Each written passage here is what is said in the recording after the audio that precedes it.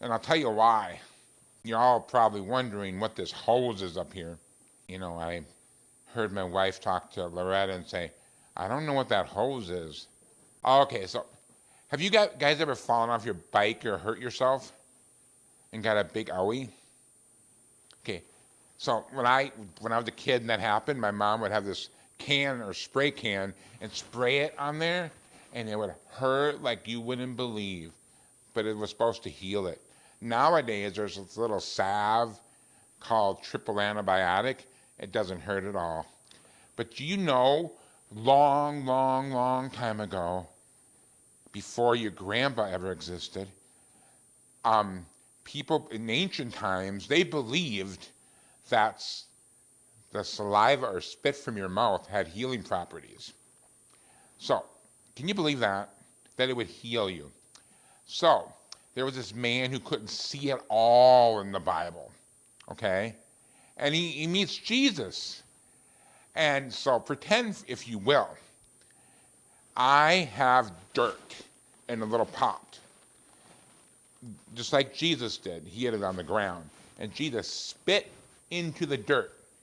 And then he made the dirt into mud, kind of kneaded it like Nana kneads bread. And now, imagine, if you will, I'm putting this pretend mud on your face. Isn't your mom glad I didn't use real mud? Okay. And now, Jesus told this man, go wash in this pool, and he did. And he could suddenly see. So now I'm washing the mud off your face. Psst. Isn't pretend cool? But the man just did what Jesus said. And the man even said, he put mud on my eyes, he told me to wash, and now I can see. Simple trust in Jesus. Believing what Jesus has to say. Isn't that cool? That's all it takes.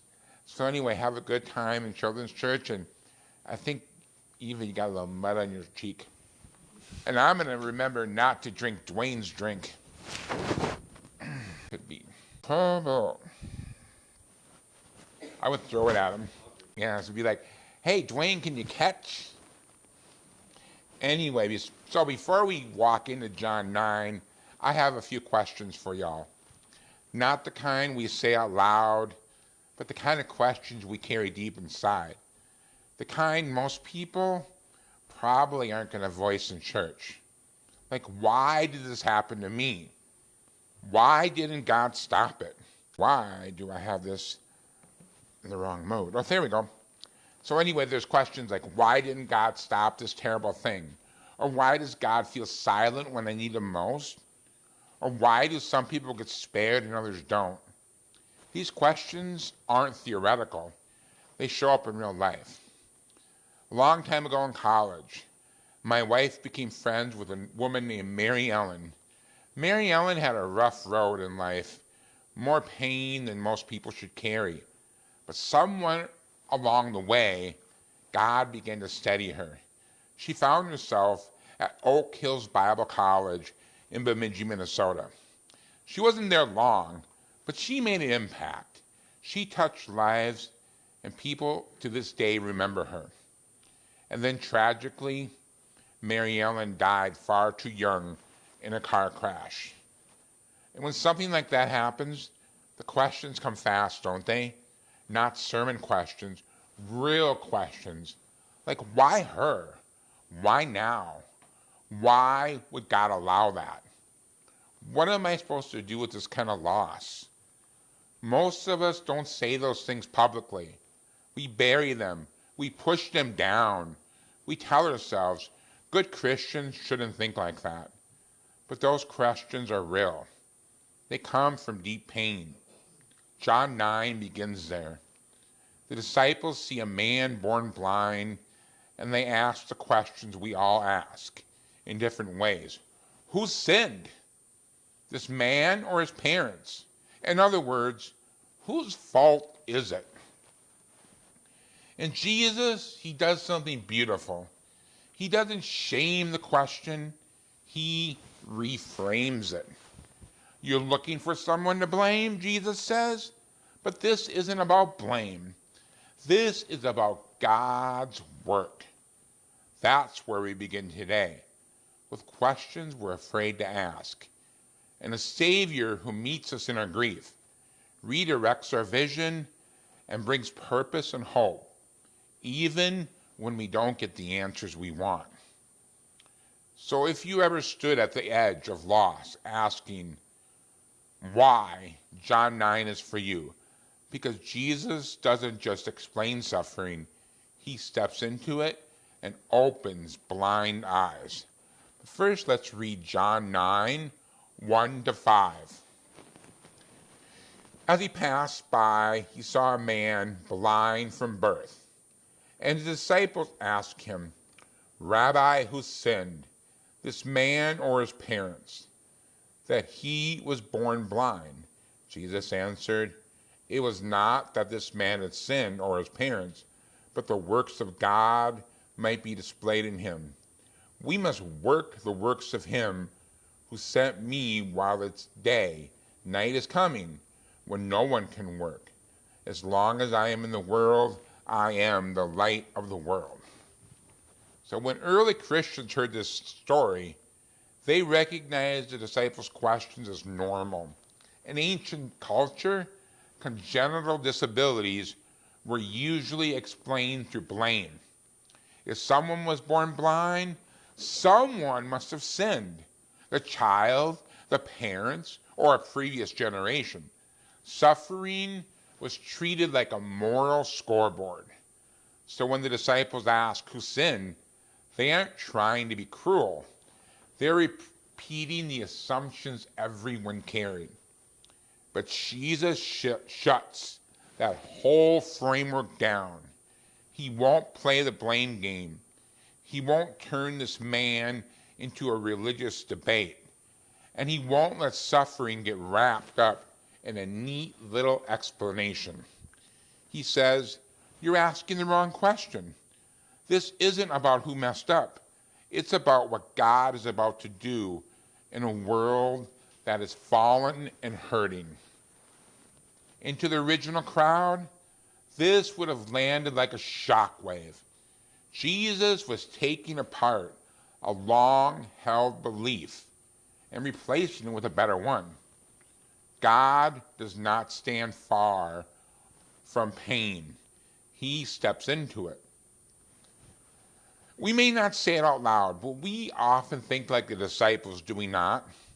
When hardship hits, we ask questions. What did I do wrong, God? Why are you punishing me?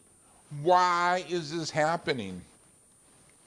We look for someone to blame, ourselves, others, even God. But Jesus changes our gaze. Not all suffering is tied to personal failure.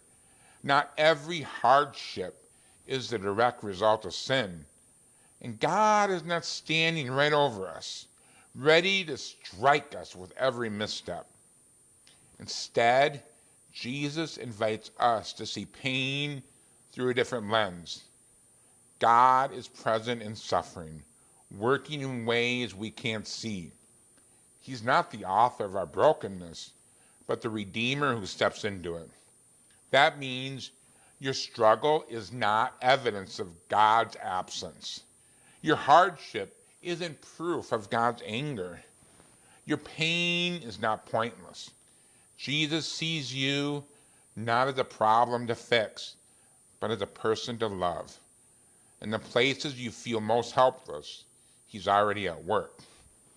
So when Jesus refuses the blame game, he's not just correcting their theology, he's redirecting their focus. Instead of getting stuck in the past, he points them to what God is doing right now. And that sets up the next movement. Suffering isn't a dead end. It can become a place where God's work is seen. To the first century audience, Jesus' words would have hit like a shockwave. In their world, suffering was usually read as punishment. But Jesus frames the man's blindness. He doesn't say God caused it. He doesn't say anyone deserved it. He doesn't even blame the parents. Instead, he says, this is the place where the works of God will be displayed. For them, that meant at least two things. Number one, God is not limited by human brokenness. What others may call a curse, Jesus treated as a stage for God's power. Number two, Jesus' mission is urgent. He uses the terms day and night. It signifies a window. While Jesus is in the world, that light is shining so bright. But when night comes, and night is when he is arrested and he is crucified on his cross, those public works will end. So they would have heard both a warning and an invitation. God is working through Jesus right now. Don't miss the moment. You know, sometimes we assume God works best through our strengths, our wins, our competence, our control. But Jesus teaches the opposite. God's glory often shines brightest where we feel most broken. So your weakness is never wasted. Your struggle is never sidelined. Your pain isn't pointless. God never needs perfect conditions to show his power. Like the Apostle Paul, he often uses the very things we wish he would remove. And we need to hear the urgency in the words that Jesus said. We must do the works of him who sent me while it is still day. In other words, don't wait to obey. Don't delay compassion. Don't postpone faithfulness. Don't assume you'll have more time. God is working right now, and he invites us to join him now. So Jesus corrected his disciples' assumptions, and he refrained the man's suffering. But he isn't finished. Next, he makes a bold claim about himself, the kind of claim that explains why he can bring meaning to suffering and turn darkness into sight. That leads us to the final movement of the first point. When Jesus said, while I'm in the world, I am the light of the world, the first audience would have heard more than a poetic line. They would have remembered the Feast of Tabernacles. Just picture it. Huge lamps blazed in the temple courts to picture God's guiding presence. They would have heard echoes of Isaiah's promise that the Messiah would be a light to the nations. In other words, Jesus was claiming to be God's presence, shining into human darkness. But here, the claim sharpens. Jesus is not only the light who guides, he is the light who gives sight. And he's about to prove it by opening the eyes of a man who had never seen light in his life. To them, that meant four things.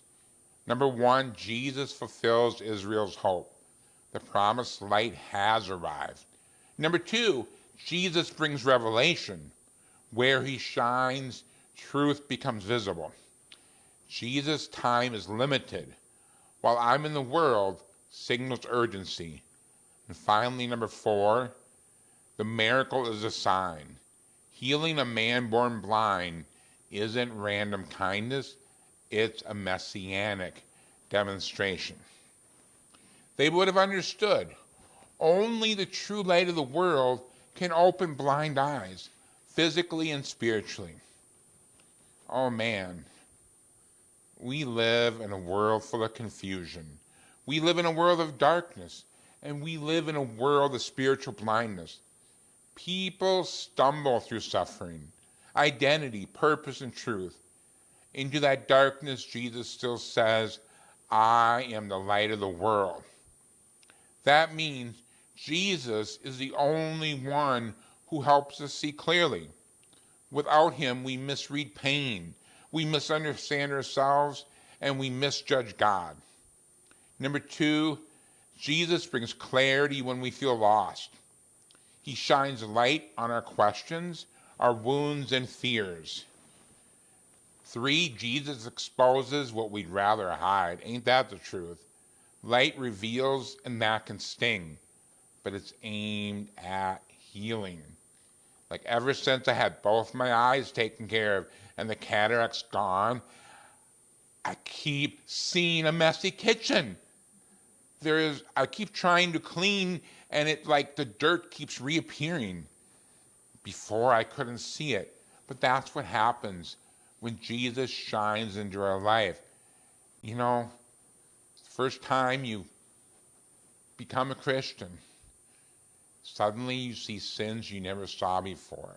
Suddenly you see yourself as broken. But that, my friends, is aimed at healing. Jesus gives us real sight, not just better vision, but new sight, truth that helps us see God, ourselves, and the world rightly. And like the blind man, we don't have to understand everything before we obey. We trust the one who sees us, knows us, and shines his light into our darkness. Years ago, my wife and son actually, were driving across the 35W bridge in Minnesota. It was an ordinary day. No warning signs, no uneasy feelings, no sense that anything was wrong. Just a mom and her son heading across a bridge they've drove thousands of times. A few hours later, that bridge collapsed into the Mississippi River. When the news broke, I remember like it's frozen in my memory. I honestly felt my stomach drop. I felt the blood drain from my face. And then it hit me with a force I can't describe. They were just on that bridge. Not days earlier, not weeks earlier, hours earlier. Later that night, I felt the overwhelming mixture of gratitude and fragility. Gratitude that they were safe, fragility because I knew how easily that story could have been different. And in moments like that, your mind goes to places you don't expect. You start asking questions you can't answer. Why were they spared? Why were others on the bridge the exact moment it collapsed? Why does suffering strike some and not others? But here's what God whispered in my heart in the middle of all that emotion. You don't have to understand the why to trust the who. I don't believe God caused the bridge to collapse, but I do believe he is present with every person on that bridge. It was my family hours before. I believe he was guiding, protecting, and working in ways we didn't even see. And that's exactly what Jesus is teaching in John 9. The disciples wanted to assign blame. Who sinned? Who caused this? But Jesus said, you're looking in the wrong direction. This isn't about blame. This is about God's work. Sometimes God's work looks like protection we didn't know we needed. Sometimes it looks like mercy we only recognize in hindsight. Sometimes it looks like God quietly steering us away from danger long before we ever knew it was there. That day when my wife and son crossed the bridge, at the moment I didn't see anything miraculous, but looking back, I could see God's hand all over it. And it reminds me that even when life feels fragile, even when we don't understand what's happening, Jesus sees us and he's already at work. With that, let's read John 9:16-17. Having said these things, he spit on the ground and made mud with the saliva. Then he anoints the man's eyes with mud and said to him, go wash in the pool of Siloam, which means sent. So he went and washed and came back seeing. The neighbors who had seen him before as a beggar were saying, is this not the man who used to sit and beg? Some said, it is he. Others said, no, but he is like him. He kept saying, I am the man. So they said to him, Then how were your eyes opened? He answered, The man called Jesus made mud and anointed my eyes and said to me, Go to Siloam and wash. So I went and washed and received my sight. They said to him, Where is he? He said, I do not know. They brought to the Pharisees the man who had formerly been blind. Now it was Sabbath day when Jesus made the mud and opened his eyes.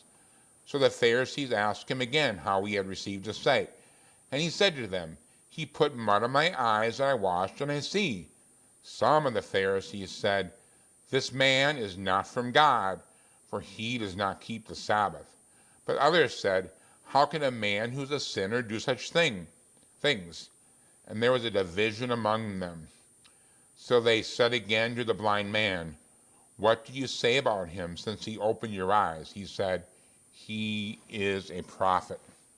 This was a shocking way to heal somebody, wasn't it?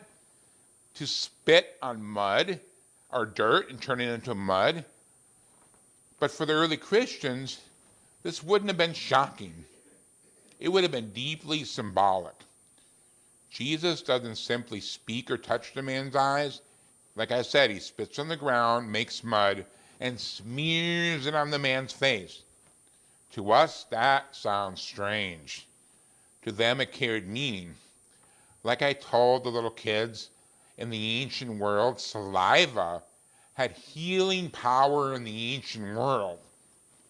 And Jesus, he steps into the world using a familiar practice, but with divine authority.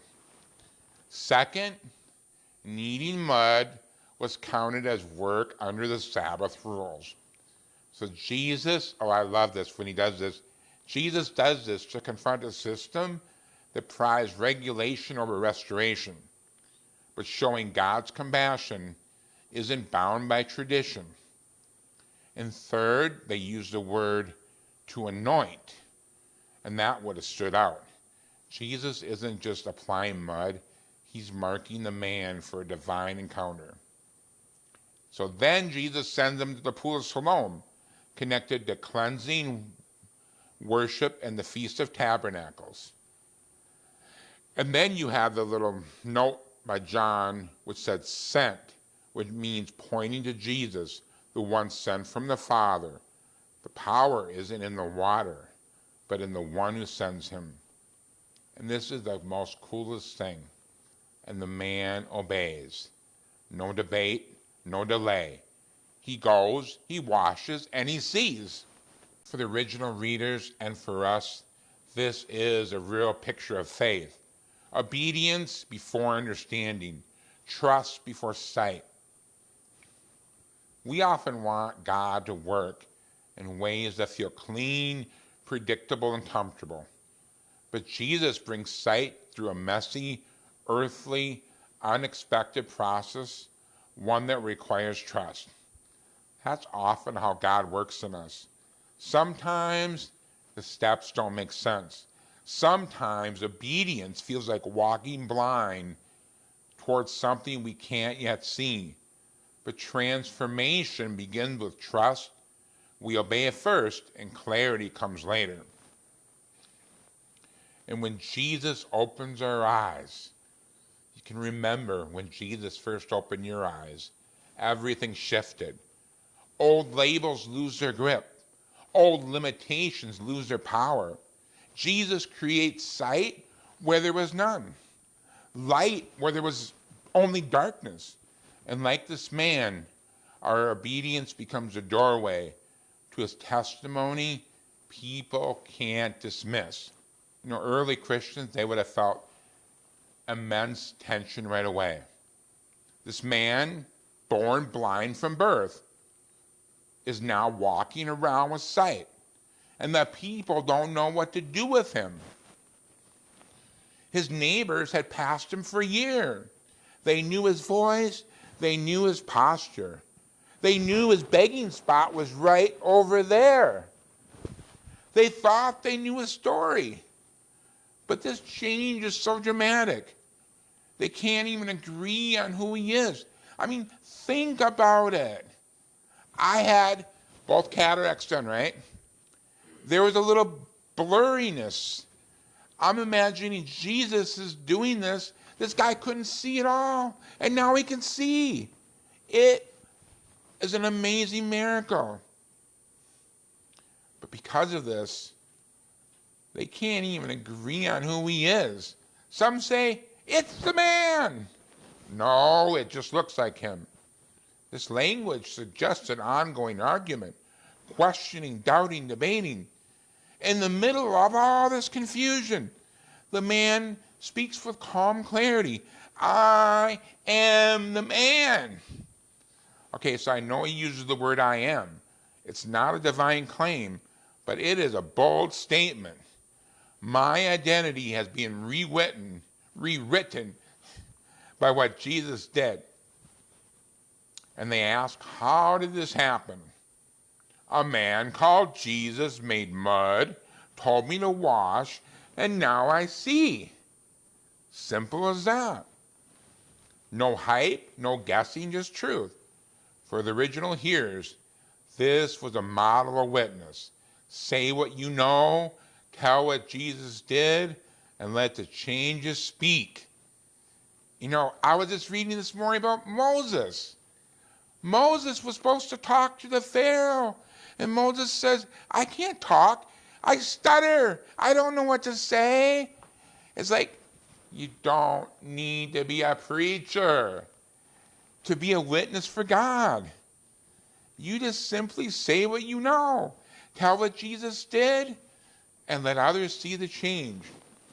When Jesus changes their life, not everyone knows what to do with it. Some celebrate. Some question. Some doubt. Some even try to push you back into the old version of you, because your transformation totally messes them up. But this man shows something important. Your change never depends on everyone else's understanding. When Jesus opens your eyes, you are a new creation. Your story changes and your direction becomes clear, even if others are confused. But your testimony doesn't have to be complicated. You don't need perfect words. You say what you know. Jesus touched my life, and now I see. That kind of honesty unsettles people. In the best way, it creates holy curiosity. Think about it. It opens the doors for deeper conversations, and it points to the one who gives sight to the blind. For the early Christians, this would have felt tense. The neighbors bring this healed man to the Pharisees. Oh, not the Pharisees. We keep hearing about the Pharisees. The Pharisees were the ones most threatened by Jesus, and you bring him to them? And they shift the focus once again from the miracle to the Sabbath. Are you getting sick of the Pharisees? They don't ask what happened. They ask, how did Jesus do it? Not out of wonder, but they're going to build a case against Jesus, because Jesus healed on the Sabbath. How dare he heal on the Sabbath? He needed mud. That was work. Now the man stands before the leaders who care more about rules than restoration. He simply answers, he put mud on my eyes, I washed, and now I see. No spin, no extras, just truth. And that testimony splits the room. Some insist he can't be from God. He broke the Sabbath. Others push back. How can a sinner do this? Trapped between rigid tradition and undeniable evidence, they turn to the man. What do you say about him? His answer is awesome. He says he's a prophet. For the original hearers, this was powerful. An untrained, once marginalized man speaking with growing spiritual sight. The pressure rises, and so does his boldness. Not everyone celebrates when Jesus changes their life. Some resist what they can't control. Some cling to their categories. Some would rather argue about the how than face the who. And sometimes the loudest skepticism, unfortunately, comes from religious people. But this passage makes it plain. Opposition can't silence a real encounter with Jesus. When Jesus says, open your eyes, you don't need a title to speak. You don't need permission to testify. You don't need everyone to agree. You don't need to win an argument. You just tell the truth. I was blind and now I see. That testimony can't be shut down. And like this man, your courage grows as you keep speaking. Your clarity grows as you keep obeying. And your faith grows as you keep walking in the light. Now, sometime this year, we're going to have another game night. It's going to be this hymn thing again. And everybody's going to say, it's Fanny Crosby. She didn't write every single hymn, people. But let's learn about Fanny Crosby for a second. Fanny Crosby was blinded as a baby because of a medical mistake. And in the 1800s, being blind often meant being hidden. People assumed your life would be small, limited, and quiet. But Fanny's family refused that. Oh, they did something simple and faithful. Her grandmother taught her the Bible. They put God's word in her heart early. When the opportunity came, they sent her to a school for the blind in New York. Think about that. They didn't have a miracle in hand. They didn't know how the story would turn out. They just took the next obedient step. And over time, Jesus opened her eyes in a different way. Fanny grew into a woman with extraordinary spiritual sight. She began writing songs, thousands of them, and many have become some of the most loved hymns in the history of the church. Blessed assurance, to God be the glory. Pass me not, O gentle Savior. Her body never regained physical sight, but through obedience, God gave her a testimony that helped generations see Jesus more clearly. And that's the point. Jesus doesn't always open our eyes the way we expect. Sometimes he opens our eyes through a process, through small steps, through trust. And then he uses that changed life as a witness that people can't ignore. As we come to the end of the passage, whether you're sitting here in this room or joining us online from your living room, your car, your kitchen table, I want you to hear this clearly. John 9 is not just a story of a man born blind. It's the story of every person Jesus touches. Some of you today know exactly what it feels like to sit in darkness, to carry pain you didn't choose, to walk through seasons you don't understand, to ask questions that don't have easy answers. And Jesus meets you right there, not with blame, but with purpose. Some of you are in the middle of obedience, taking steps that don't make sense yet. Trusting Jesus even when you don't see the whole picture. And Jesus honors that obedience. He uses it. He works through it. Some of you are experiencing real, slow, steady, ongoing changes. You're rebuilding your life. You're learning new patterns. You're walking in freedom. And the people around you don't always know what to do with the new you. But Jesus knows.